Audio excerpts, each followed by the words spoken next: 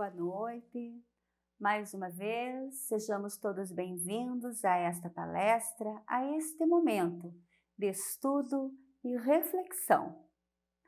Todos bem-vindos, então, recebam o nosso abraço da equipe Emana, do Espaço Holístico Maria de Nazaré. Um espaço carinhoso, caloroso, com vontade de contato, mas por enquanto não dá, não é mesmo?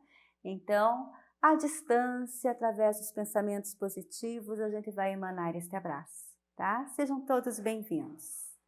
Vamos então, neste primeiro momento, iniciar com a nossa oração, com a nossa prece, buscando sempre a companhia, a sintonia dos espíritos elevados, com a permissão de nosso querido Jesus Cristo.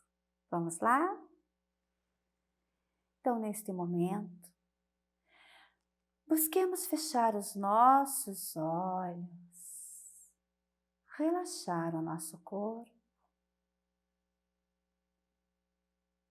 aliviar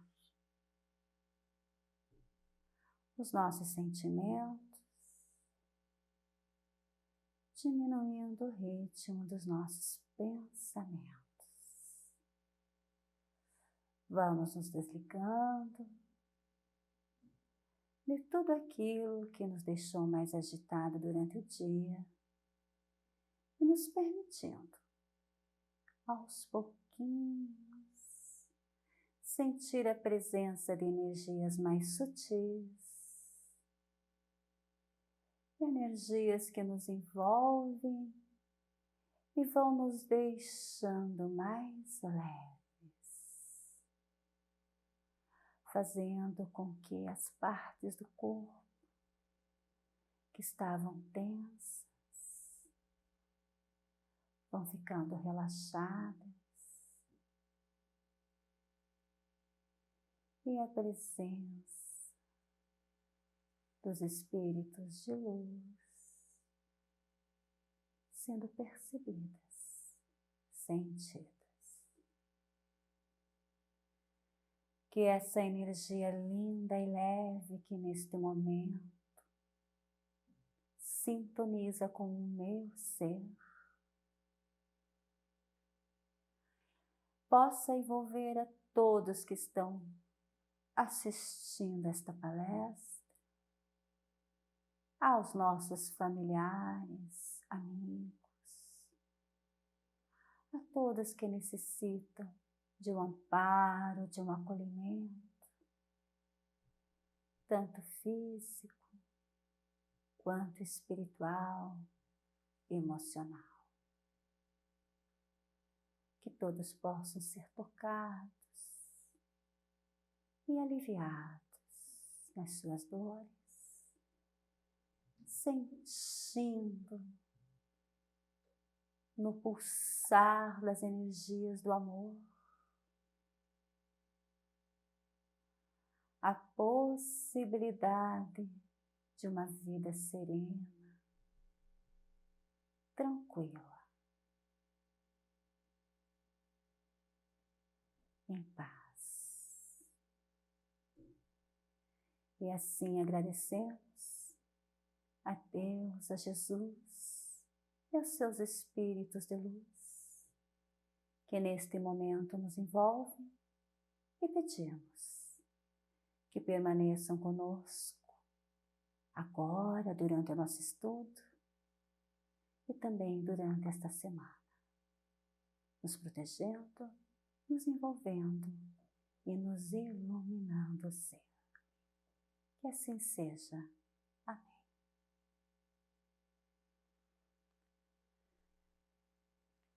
Retomando aos pouquinhos, abrindo os olhos, vamos voltando aqui, para este momento de estudo, mas com o pensamento elevado, para que realmente o que a gente possa estudar hoje possa tocar e que possamos ter uma ascensão da consciência do ser.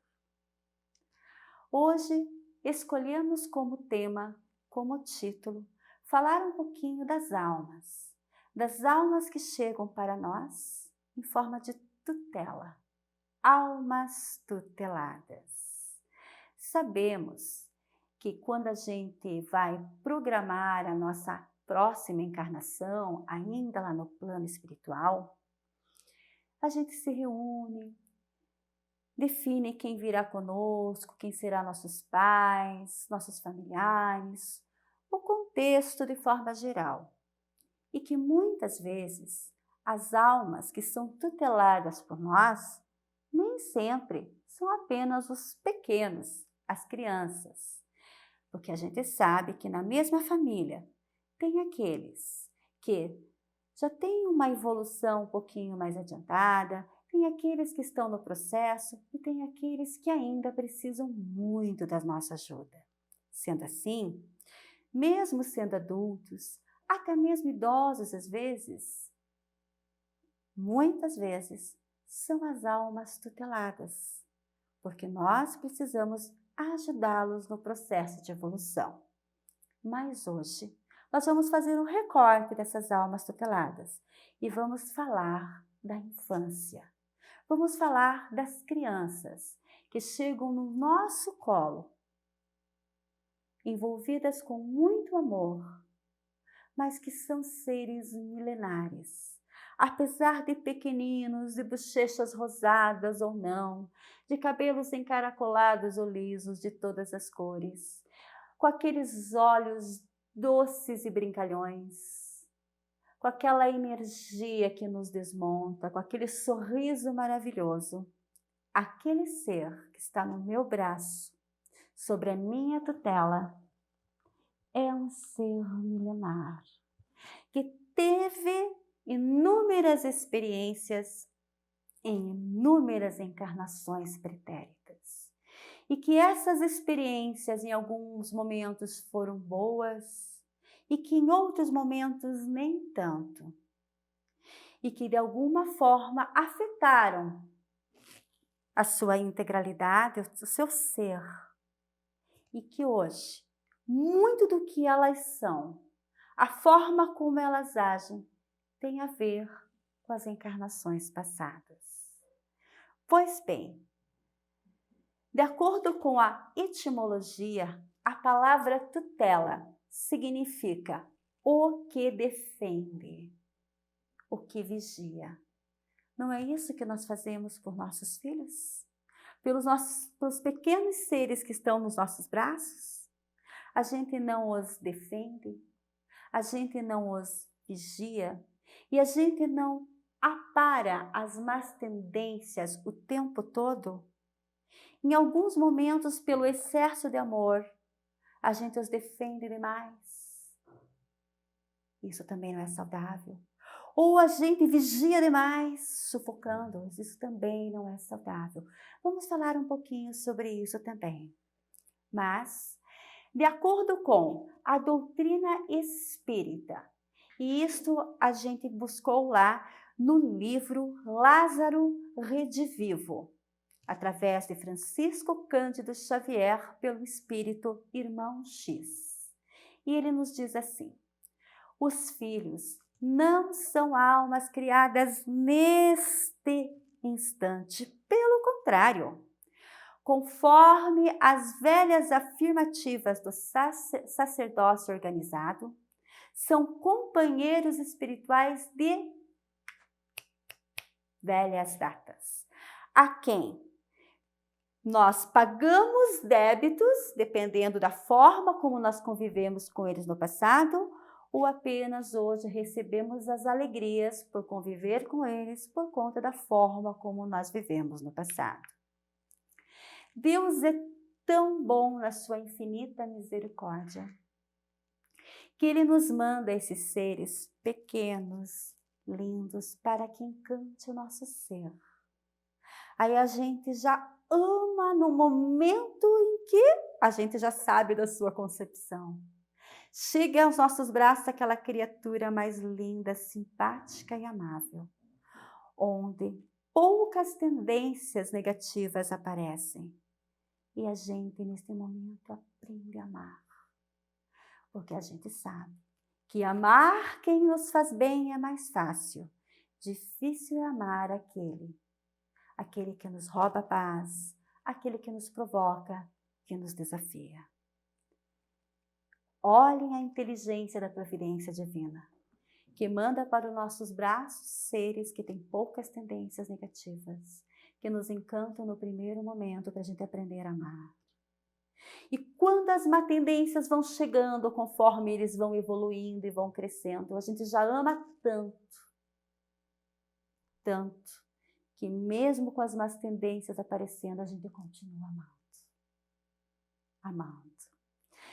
Portanto, a reencarnação nos mostra o quanto estas crianças trazem, através do seu desenvolvimento infantil, ações e atitudes do pretérito. É a reencarnação que explica isto.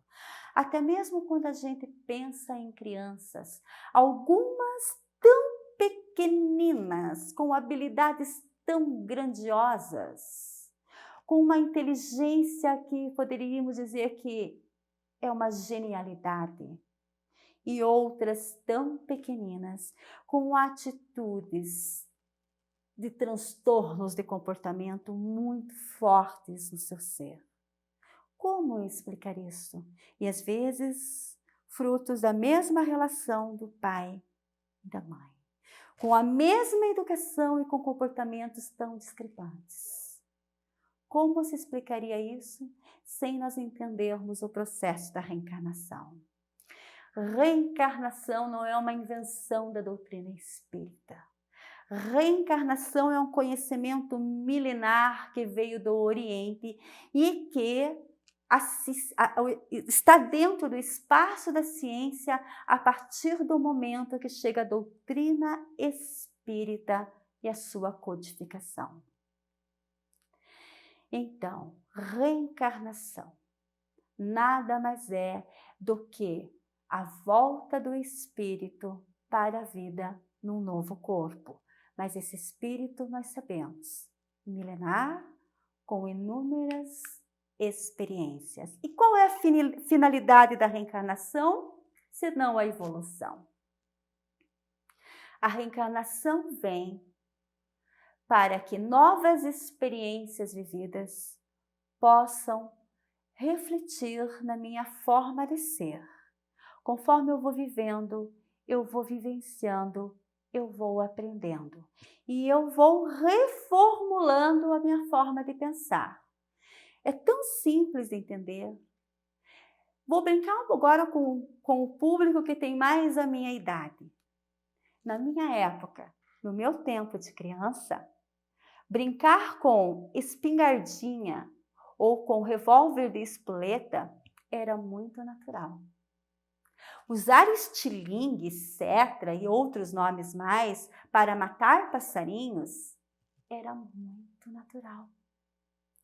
Chupar uma bala, acho que era Sete Belo, não? Bala soft, aquela que era lisa, que a gente se afogava, era muito natural. Não passou tanto tempo assim. Hoje, por conta das convivências, por conta das relações, de tudo que a gente vai aprendendo na sociedade e também nas leituras que fazemos das diferentes religiões e da doutrina espírita, a gente não dá mais uma arma para uma criança brincar. A gente não dá mais um estilingue, uma cetra para uma criança caçar passarinho. A gente não dá mais uma bala soft para um filho da gente chupar. Pouco tempo se passou e essa mudança de comportamento é visível nas relações familiares, nas relações de educação entre pais e filhos. Então veja o quanto uma encarnação pode nos beneficiar, através das várias relações, convivendo com pessoas diferentes, com evoluções em tempos diferentes. Aí eu percebo, nossa, por que eu tive essa atitude se eu posso ter aquela? Portanto, o processo da encarnação é benéfico ao homem, porque ele nos mostra, ele faz com que a gente vivencie novas formas de convivência. E com isso a gente reflete a nossa postura. E com isso a gente tem uma ascensão da consciência e muda a nossa forma de ser, de agir e de conviver, né? A questão 132 do Livro dos Espíritos nos diz isso, né? Que a reencarnação nos impõe uma nova forma de enxergar o mundo, de chegar à perfeição. Todos nós passamos por esse processo e ela tem esse objetivo. E qual é a melhor encarnação que nós tivemos? Será que é aquela que eu fui princesa? Ou será uma outra qualquer? Divaldo diz isso. A melhor encarnação que nós tivemos é esta. É a que nós estamos agora. É esta, porque é nesta que eu estou tendo a ascensão da consciência. Com certeza, nesta encarnação, eu sou uma pessoa melhor do que eu fui na outra. Porque ninguém regride. Todos evoluem. Esse é o princípio básico da doutrina espírita. Não tem ser que não evolui. Deus crê que todos os seres evoluem, têm potencial para evoluir. Repito, como eu já falei em outro momento, se nós não acreditarmos na potencialidade do ser, se nós não acreditarmos que aquele amigo terrível que me incomoda vai evoluir um dia, eu não posso dizer que eu sou espírita. Eu não posso dizer que eu sou estudioso da doutrina espírita. E eu não posso dizer que eu acredito no Evangelho de Jesus. Porque a passagem de Jesus neste planeta só nos mostrou o quanto ele acreditou no potencial humano, o quanto ele acreditou nas questões do amor. Portanto, reencarnação é para que possamos fazer com que as questões que são tendenciosas para o lado negativo sejam aprimoradas e melhoradas. Fazer com que o que é bom está latente, quietinho, adormecido, seja aflorado. As inúmeras experiências que temos nos ajudam nesse processo. E por que esquecer? Por que esquecer, então, se isso é tão benéfico? Se soubéssemos que aquele ser que chega no meu braço, tão lindo, tão amoroso e afetivo, é aquele ser que brigou comigo e tivemos várias desavenças no passado, seria o mesmo amor? Ah, não seria. Ah, não seria, porque mais uma vez, não é fácil amar quem nos desafia. Não é fácil amar quem rouba a nossa paz. Olhem a grandiosidade de Deus, que entende que seus filhos ainda são muito pequenos na forma de amar e nos permitem o véu do esquecimento para a gente evoluir e desenvolver o amor. Agora, imagine depois que eu desencarno, chego no plano espiritual e revelam para mim que aquele meu filho que eu aprendi a amar é aquele que me tirou a vida numa reencarnação passada. Hora que eu sei disso, de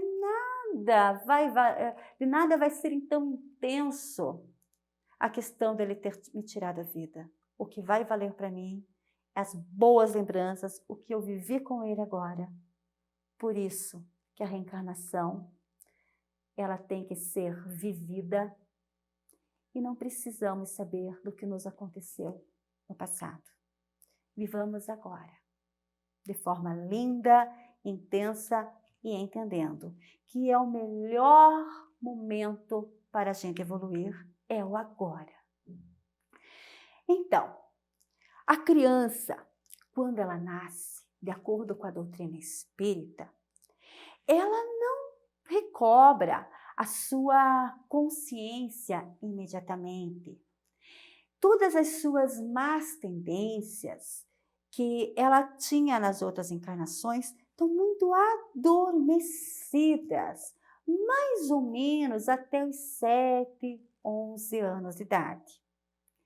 Por isso que a doutrina espírita nos diz que é tão importante investir na educação desse ser ainda em tenra idade, porque as questões negativas estão adormecidas e o que é bom e latente está lá para aflorar.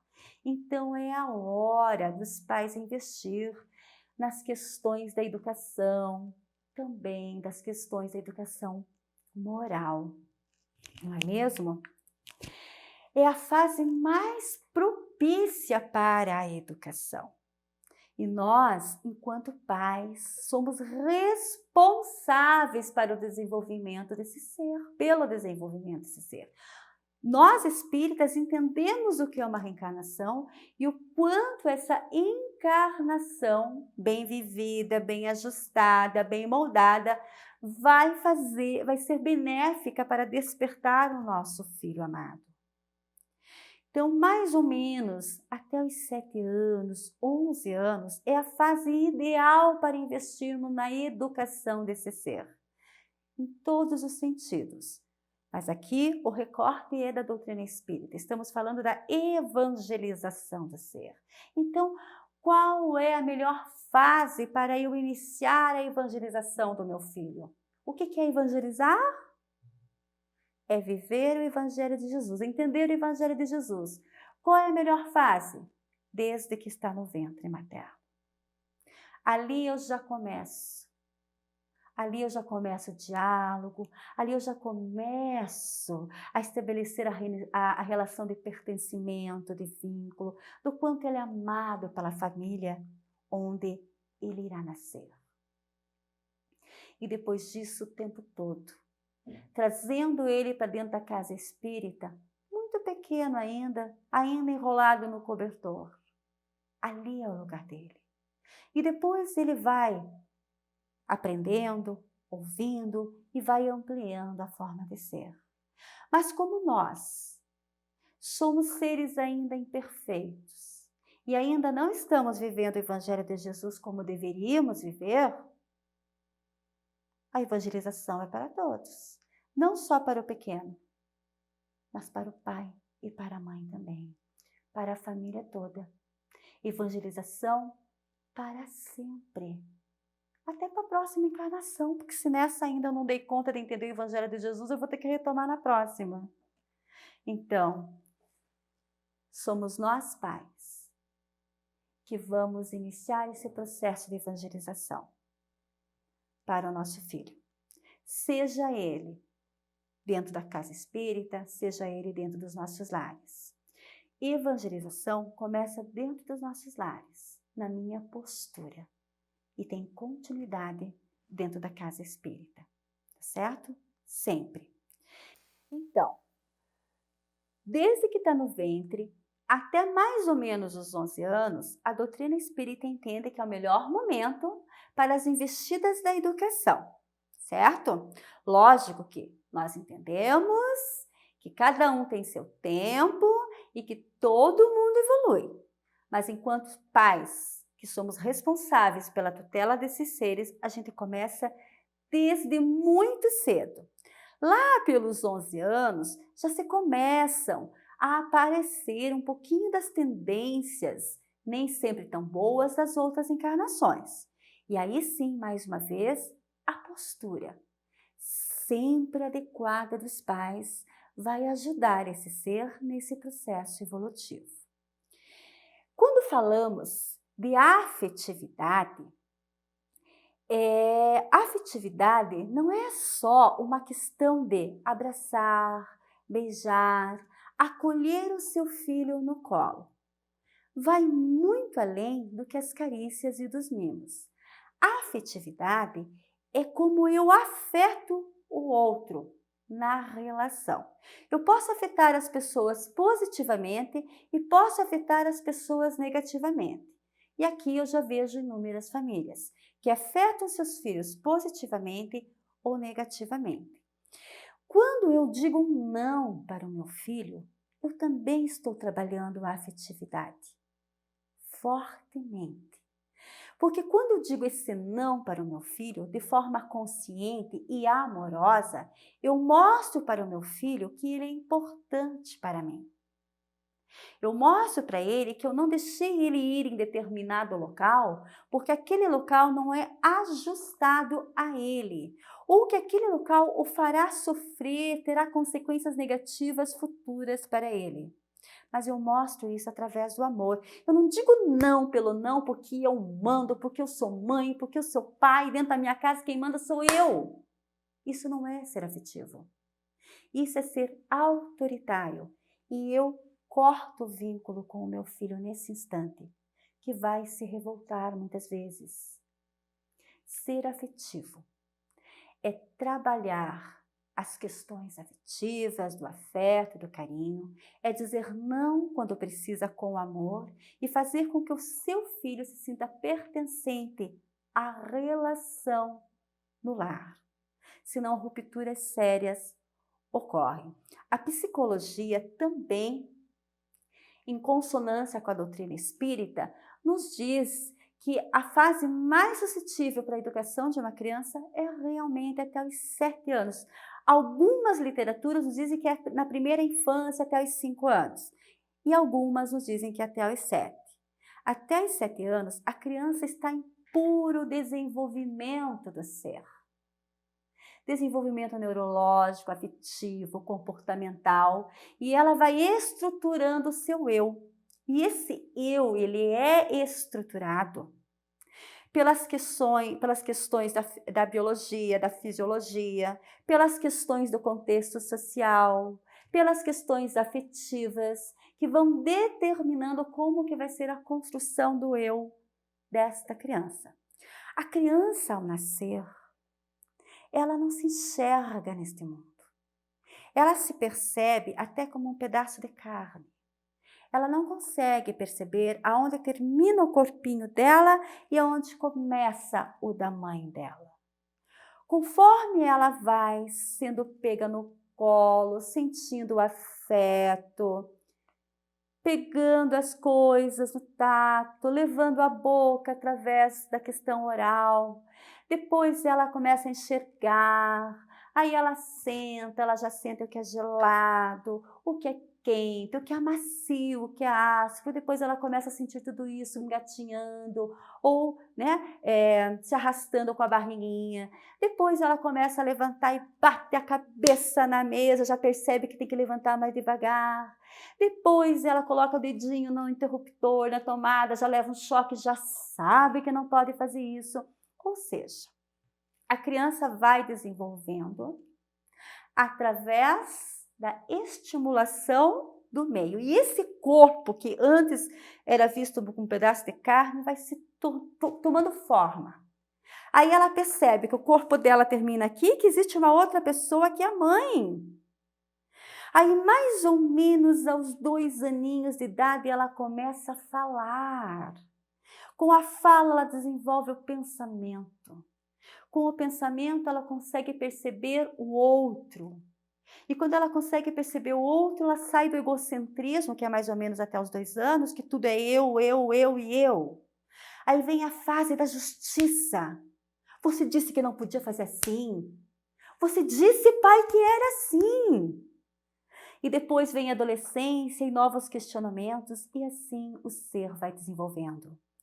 Então, tanto para a psicologia quanto para o espiritismo, a questão de trabalhar a borda com a criança, enquadrá-la na realidade, esse corpo nesse espaço, explorar esse meio também é dizer não. Também é educar as más tendências. Não é achar bonitinho quando ela briga com o amiguinho. Não é achar bonitinho quando ela pega algo sem permissão. Não é achar legal quando ela manipula uma situação onde a postura deveria ter sido outra. Pai e mãe, padrasto, familiares que acabam assumindo a tutela dessa criança pela ausência do pai e da mãe, têm uma responsabilidade imensa no desenvolvimento moral e ético desta criança. Portanto, não dá para trabalhar a afetividade só na questão de passar a mão na cabeça e deixar que façam tudo. Desde o berço. Quem nos diz isso é o Evangelho segundo o Espiritismo, no capítulo 14. Desde o berço, a criança manifesta os instintos bons ou maus em menos frequência. É lógico, né? Muito está adormecido, mas a gente já percebe, tá? Que traz das suas experiências anteriores. É necessário aplicar-se em estudos. Todos os males têm origem no egoísmo do ser. Todos nós temos muito egoísmo ainda no nosso ser, orgulho, porque somos seres imperfeitos em busca da evolução. Alguns melhores, alguns nem tanto, mas todos o processo evolutivo. Então, pais, por menores que sejam os seus filhos, quando essas tendências começarem a aparecer no ser, trabalhem elas de forma positiva. Não através do grito, não através das palmadas, não através da violência. Acolha essa criança no colo e mostrem para ela de uma forma linda, de uma forma dialogada, de uma forma afetiva, que existem outras formas de ser, que existem possibilidades sempre de se melhorar. Mostrem que ela tem potencial, senão a autoestima cai. E quem tem autoestima baixa não evolui. Em todos os quesitos da vida, quando a gente não está bem, a gente não evolui financeiramente, afetivamente, a gente não evolui intelectualmente. São barreiras que surgem. Então, investam na educação dos seus filhos, na evangelização deles, mas também na sua. Ninguém evangeliza um pequeno ser se não busca a sua evangelização através dos exemplos. Espíritas. Evangelho segundo o Espiritismo, ainda no capítulo 14. Compreendei hoje o grande papel da humanidade. Compreendei que quando produzis um corpo, a alma que nele encarna vem do espaço para progredir. Sabei vossos deveres. Santo Agostinho.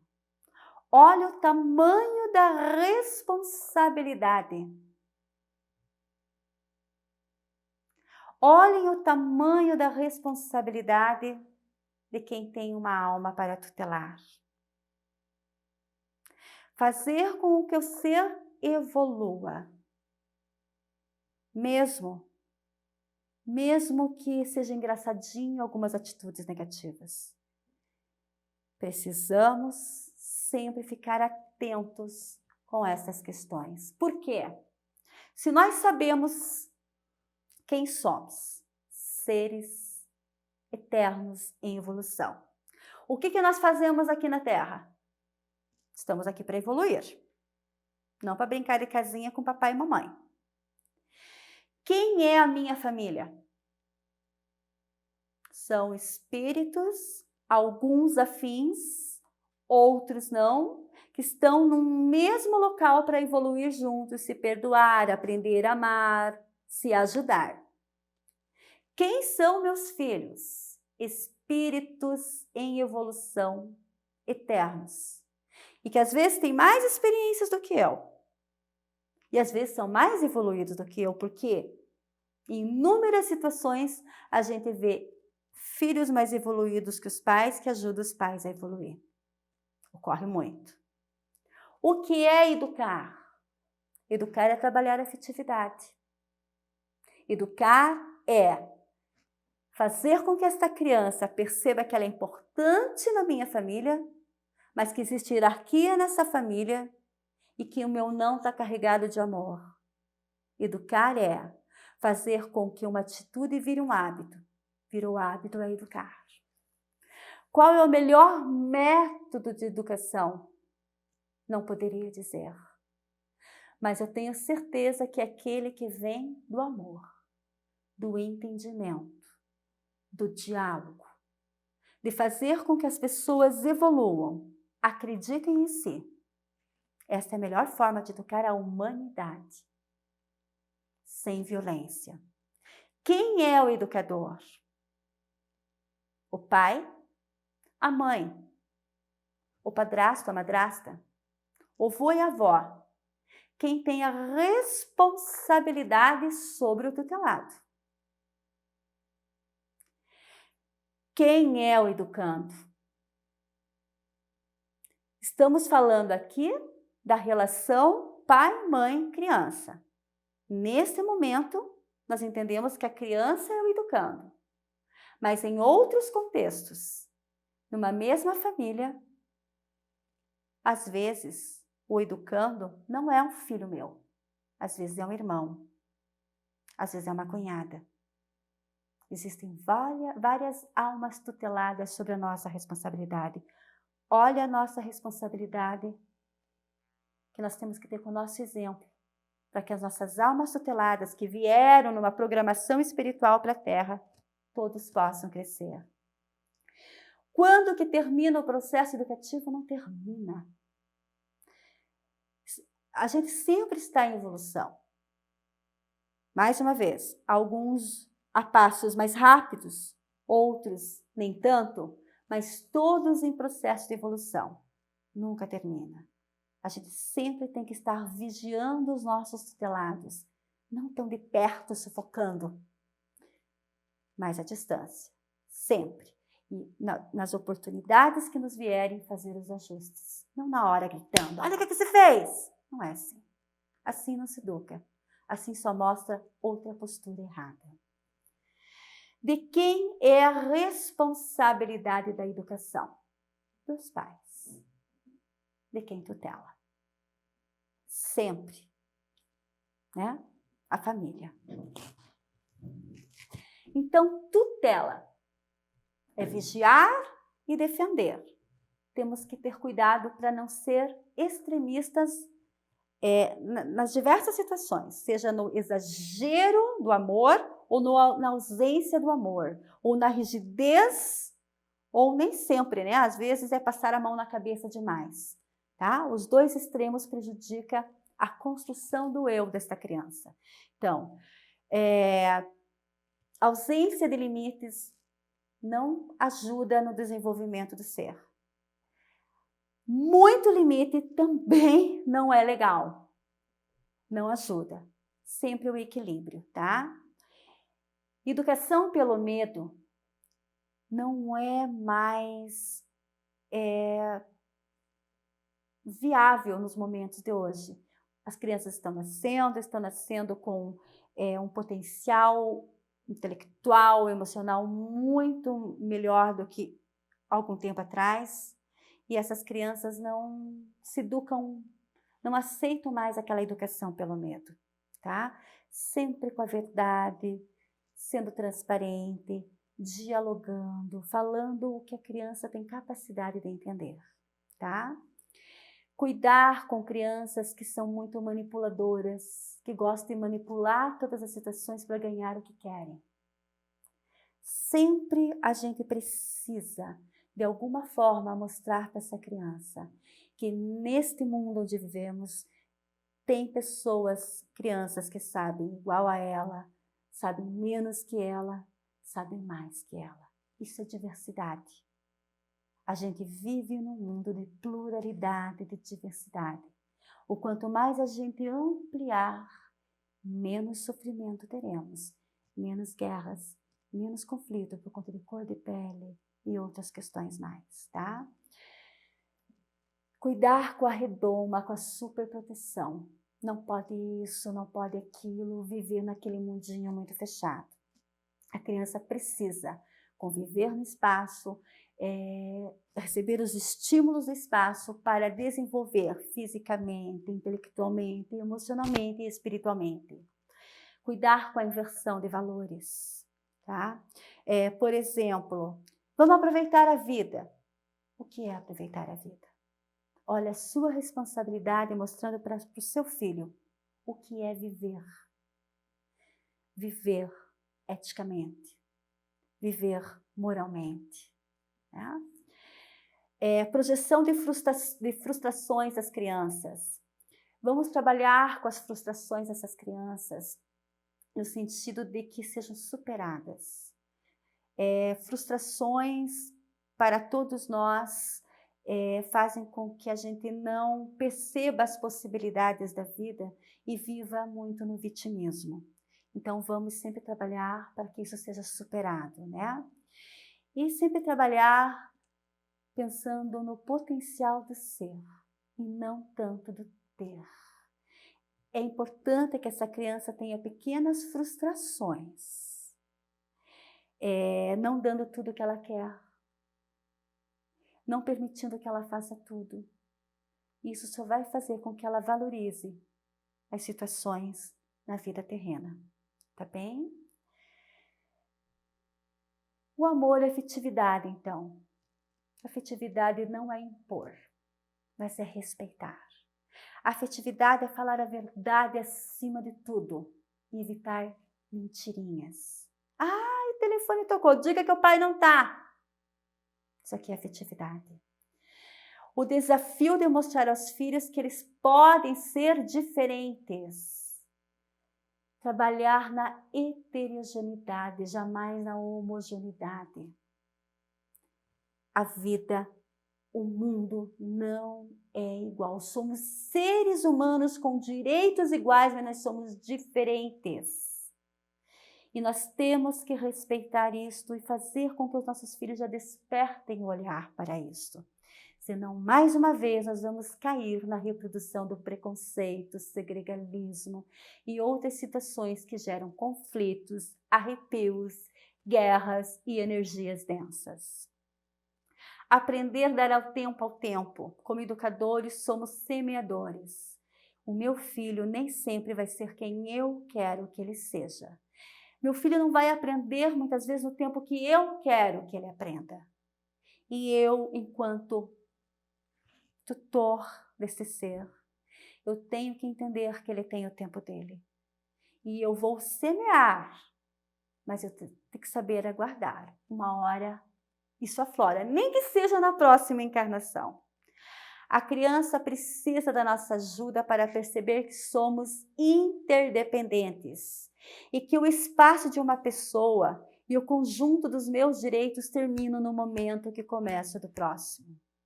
A responsabilidade dos pais em ofertar os princípios morais desde a tenra idade, principalmente com o exemplo. Por isso que os pais têm que se evangelizar para poder evangelizar. Senão fica aquela história. Faça o que eu digo e não faça o que eu faço.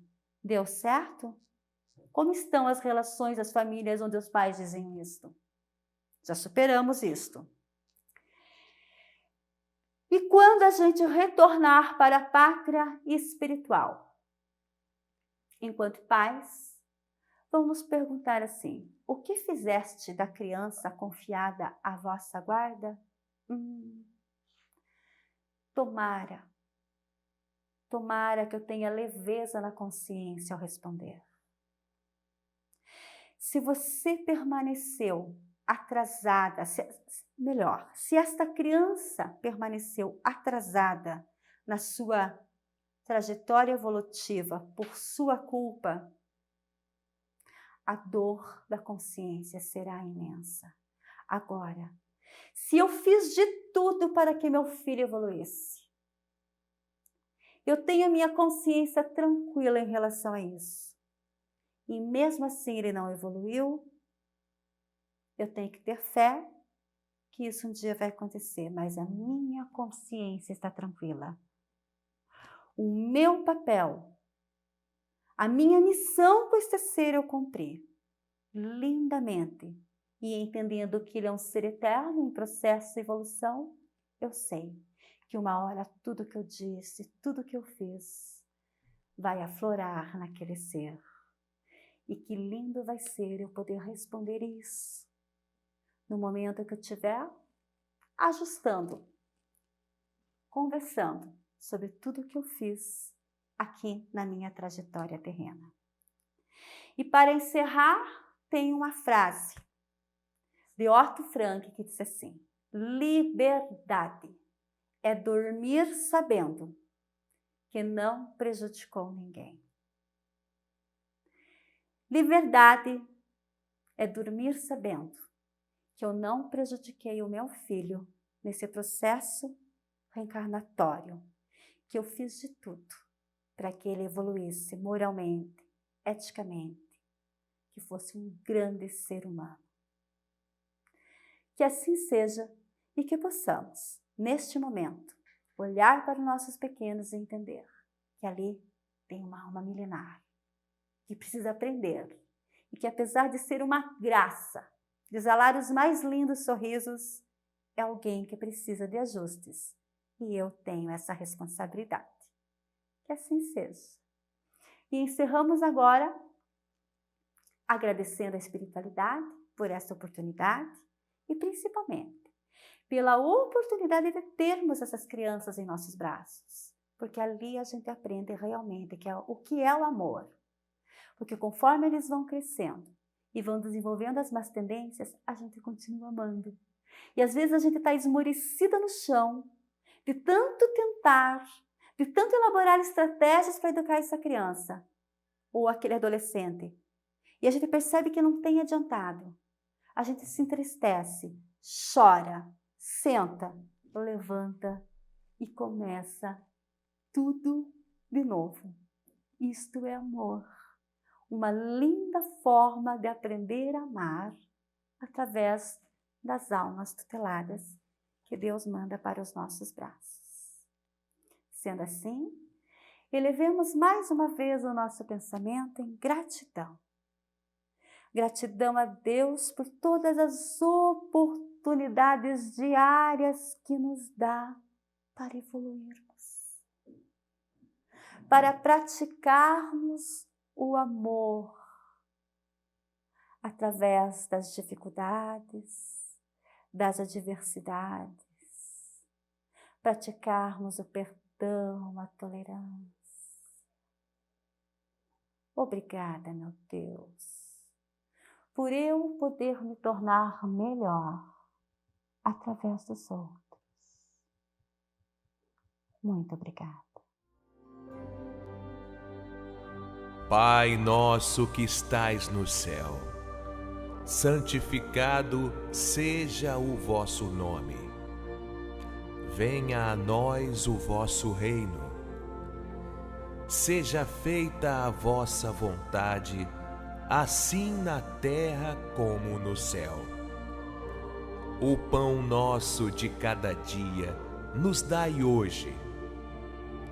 Perdoai-nos as nossas ofensas, assim como nós perdoamos a quem nos tem ofendido. E não nos deixeis cair em tentação, mas livrai-nos do mal. Que a sua luz divina envolva todos nós que estamos assistindo essa palestra, aos nossos familiares, a todos aqueles que passam por nossos pensamentos agora. Que todos sejam tocados, iluminados, acalmados, acolhidos. E que possamos estar em paz durante esta semana. Que assim seja, amém.